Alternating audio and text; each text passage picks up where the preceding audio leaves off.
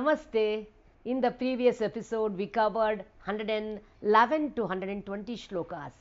Let us proceed to 121 to 130 shlokas in this episode. Shri Gurubhyo Namaha Harihi Om.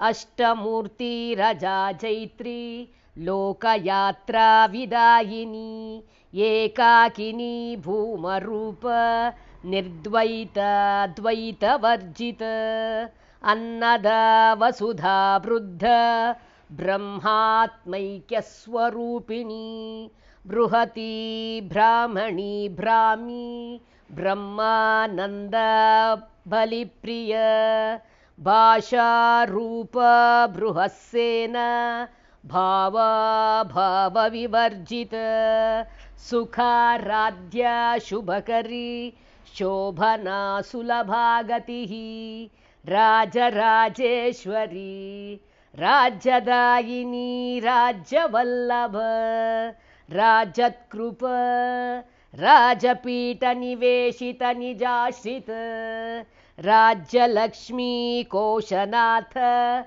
Chaturanga Baleshwari Samrajyadayini Satyasandha Sagara Mekhala Dikshita Daitya Shamani Sarvalokavashankari Sarvarthadhatri Savitri Satchidananda Rupini Deshakala Parichinna Sarvaga Sarvamohini Saraswati Shastramahi Guhambha Guhya Rupini Sarvopadi Vinirmukta Sada Shivapativrata Sampradayeshwari Sadvi Guru Mandala Rupini Kulottirna Bhagaradhya Maya Madhumati Mahi Ganambha Guhyakaradhya